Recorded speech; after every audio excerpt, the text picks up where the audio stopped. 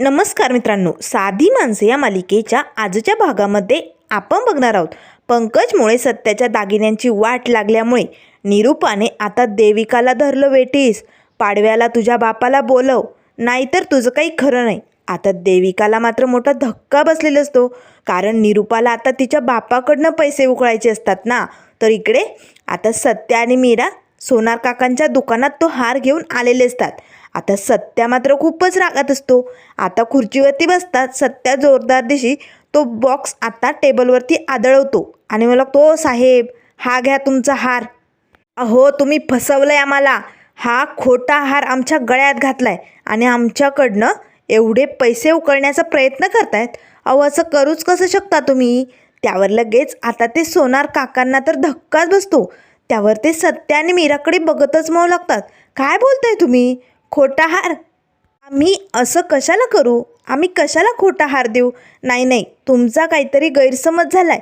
त्यावर लगेच सत्य म्हणू लागतो, ओ मालक आता पुरे झाला. उगाच आमची फसवाफसवी करू नका. खरं काय असेल ते सांगून टाका आणि मोकळे व्हा. का असं केलं तुम्ही? त्यावर लगेच मीरा म्हणू लागते, अहो तुम्ही शांत व्हा बरं, मी बोलते त्यांच्याशी. आता मीरा लगेच तो हार आपल्या हातात घेते आणि आपल्या पिशवीतनं आता बिल काढते आणि सोनार काकांना समजावून अगदी व्यवस्थितपणे सांगू लागते, हे बघा काका, त्या दिवशी आम्ही दोघेही तुमच्या या दुकानातनं सोन्याचा हार खरेदी करून गेलो होतो, हो की नाही? त्यावर सोनार काका म्हणू लागतात, हो मग काय प्रॉब्लेम झाला आहे? त्यावर मीरा म्हणू लागते, काका अहो आम्ही इकडनं तो 2 लाखांचा हार घेऊन गेलो, म्हणजे तो 1.5 तोळ्याचा होता आणि सगळे पैसे त्याचे 2 लाख झाले होते.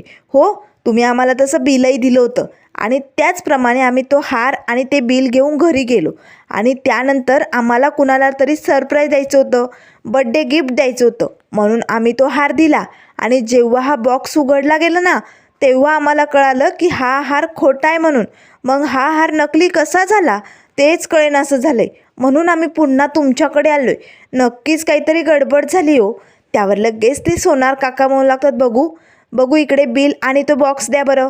आता ते काका बिल बघू लागतात, हो हे बिल तर आमच्याच दुकानातलं आहे.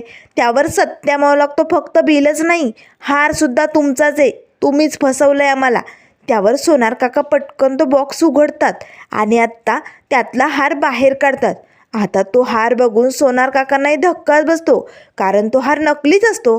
पण आपल्या दुकानाचं सोनं त्यांना चांगलंच माहिती असतं, त्यांनी आता लगेच ओळखलेलं असतं.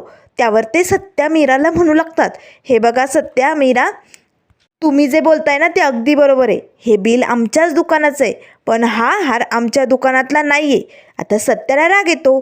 सत्या जोरात ओरडतच म्हणू लागतो, ओ मालक आता उगाच तोंडावर पडू नका, हा हार तुम्हीच दिला आहे आम्हाला.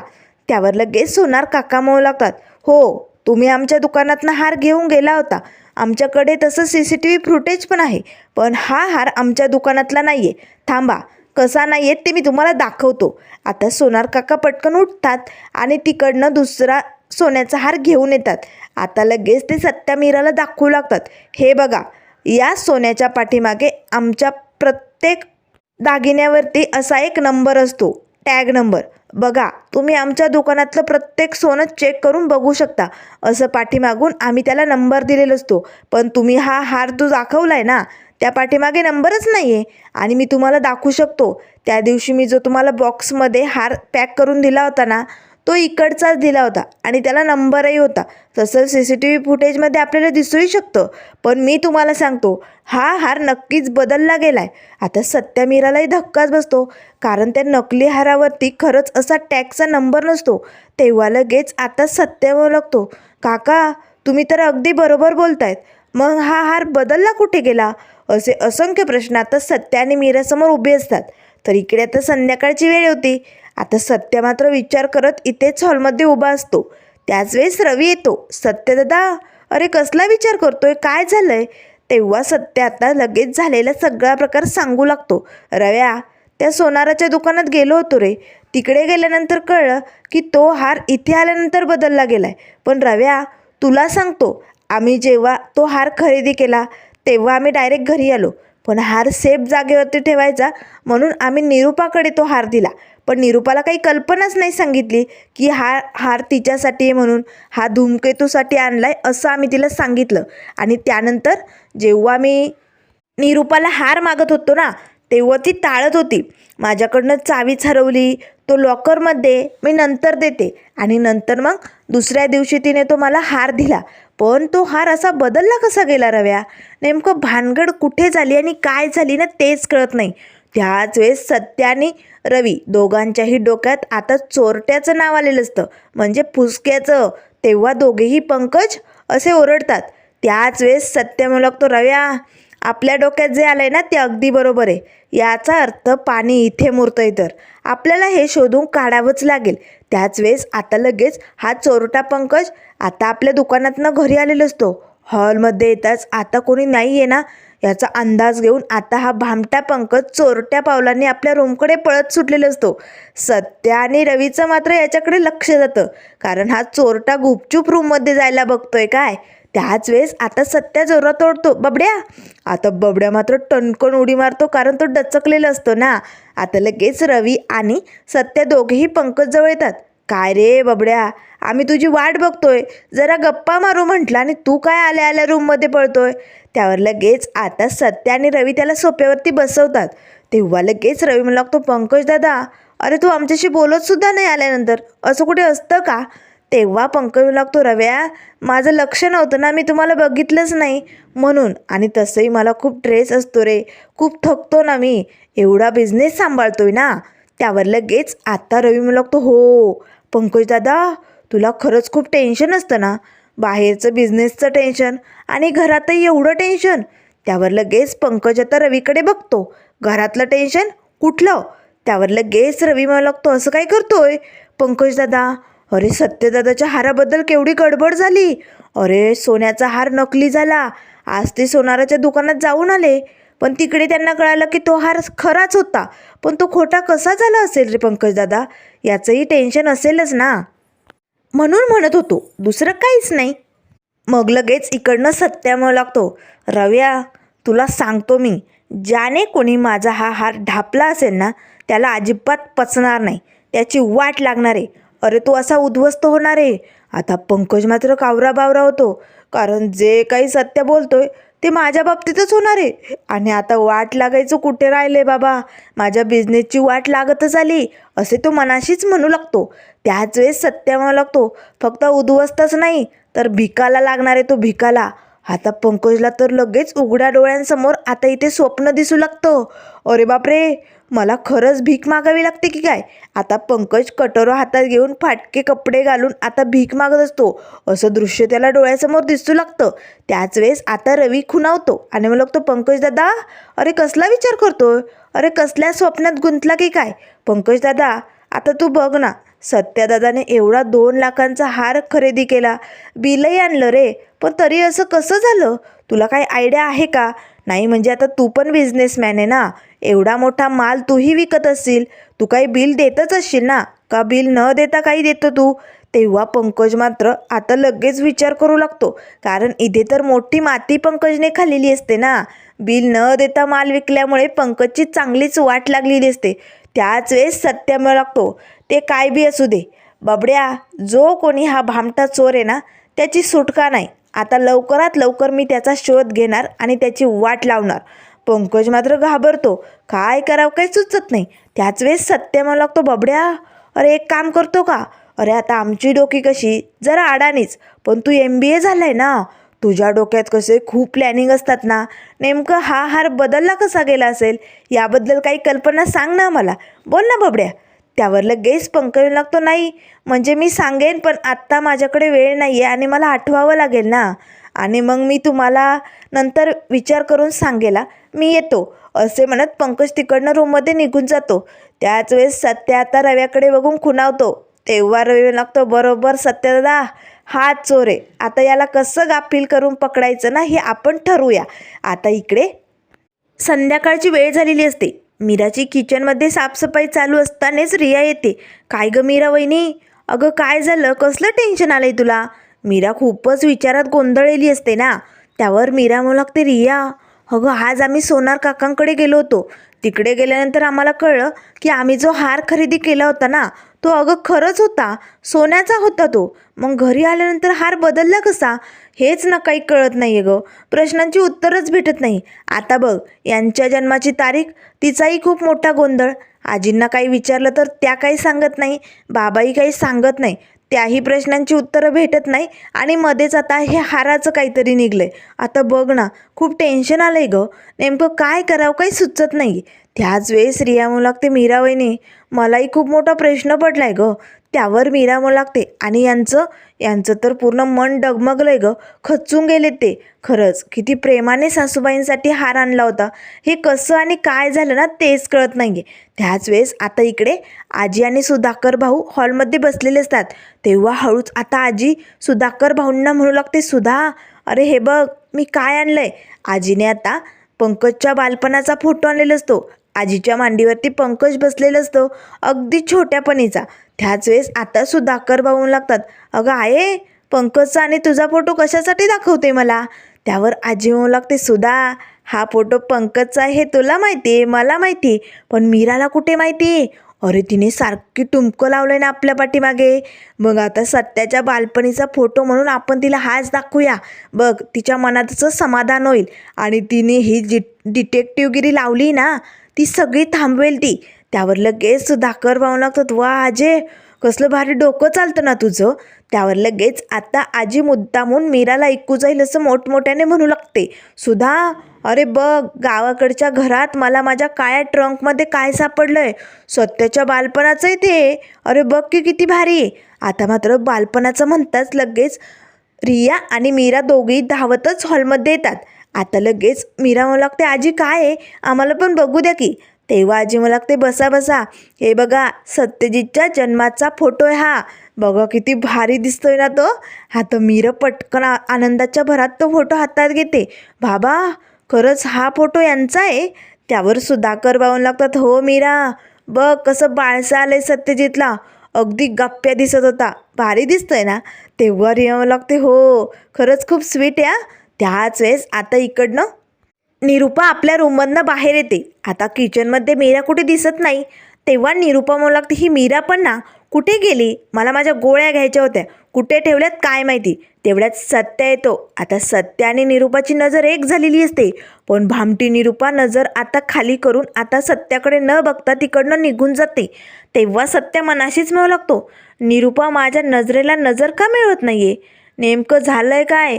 याचा अर्थ निरूपाने पुन्हा या भामट्या बबड्याला पाठिंबा तर दिला नाही ना. नक्कीच भानगड काय ना हे सत्य शोधणार, असे म्हणत सत्य आपल्या रूममध्ये निघून जातो. त्याच वेळेस आता इकडे मीरा म्हणत असते, आजी कसला भारी फोटो आहे ना, एक नंबर. आता मीरा मनाशीच म्हणू लागते, चला, यांच्या जन्माचा लहानपणीचा फोटो सापडला. याचा अर्थ यांचा जन्म इथेच झाला आहे आणि सासूबाई याच यांच्या खऱ्या आहेत. जन्माच्या तारखेचा काहीतरी गोंधळ झाला असेल, पण जाऊ द्या, आता मला अगदी खरं पटलंय. त्याच वेळेस निरूपा आता मीराला आवाज देत हॉलमध्ये येते. आता आजी आणि सुधाकर भाऊंना धक्काच असतो, कारण निरूपाने जर हा फोटो बघितला तर ती लगेच ओळखणार की हा फोटो पंकजचा आहे. त्याच वेळेस आता आजी सुधाकर भाऊंना खुणावते. तेव्हा निरूपा म्हणू लागते, मीरा अगं मला माझ्या गोळ्या हव्या होत्या. त्यावर सुधाकर भाऊ पटकन निरूपाचा हात पकडतात, चल चल मला माहिती आहे मी देतो, असे म्हणत निरूपाला ते तिकडनं ओढतच घेऊन जातात. त्याच वेळेस रिया म्हणू लागते, मीरा वहिनी, सत्यादादाचे लहानपणी केस कुरळे होते का. त्यावर आजी म्हणू लागते, रिया अगं लहानपणी सगळ्या बाळांचे केस कुरळेच असतात. त्याच वेळेस रिया म्हणू लागते, मीरा वहिनी, तुला सांगते, मी पंकजदादाचाही लहानपणीचा फोटो बघितला होता. मला तर असं वाटतंय की पंकजदादा आणि सत्यदादा सेम सेम दिसत आहेत का. खरंच तसंच वाटतंय. त्याच वेळेस आजी म्हणू लागते, रिया अगं लहानपणी सगळे वारं सेमच असतात. आता मात्र बरोबर आजीने मीराला गुंडाळलेलं असतं. त्याच वेळेस सुधाकर भाऊ येतात. तेव्हा लगेच आजी म्हणू लागते, सुधा, काम झालंय ना, असे खुणावून म्हणत असतात. त्याच वेळेस सुधाकर भाऊ लागतात, हो हो. तेव्हा मीरा मात्र खूपच खुश होते, आजी पण हा फोटो कुठे होता. त्यावर आजी म्हणू लागतात, अगं मीरा, आपल्या गावाकडच्या खोलीत एका ट्रंपमध्ये होता. मी जपून ठेवला होता आणि तो माझ्या हाती लागला म्हणून मी इकडे घेऊन आले. मीरा मात्र खूपच आनंदात असते. त्याच वेळेस सुधाकर भाऊ आणि आजीलाही आनंद होतो, कारण आता मीरा काही सत्यजितच्या जन्माचं सत्य शोधणार नाही असं त्यांना वाटू लागतं. तर इकडे आता रात्रीची वेळ झालेली असते.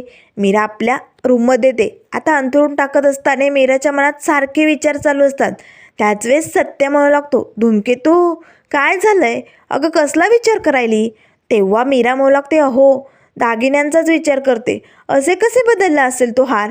आणि तुम्हाला काही डाऊट आलाय का? नाही काही वाटतंय का तुम्हाला? काही कळलंय का? त्यावर सत्य लागतो, मला तर एक नंबर डाऊट त्या बबड्यावरतीच आहे. आणि आता त्या बबड्याला, या चोरट्या बबड्याचं सत्य कसं बाहेर काढायचं ना, हे लवकरच बघूया. झोप धूमकेतू. आता मात्र लगेच सत्या आपल्या कॉटवरती झोपतो. त्याच वेळेस आता मीराही इथे खाली पडलेली असते, पण तिच्या डोक्यात सारखे विचार घोंगत असतात. तेव्हा आता ती लगेच मनाशीच म्हणू लागते, आजींनी मला जे बालपणाचे फोटो दाखवले ते नक्की यांचेच होते ना? खरंच, पण यावरनं एक सिद्ध झालं, यांच्या आई सासूबाईच आहेत. पण सासूबाई यांना मुलगा का म्हणत नाही? अशा यांचा तिटकारा का करत असतात? मला ना हेच काही कोडव सुटत नाही.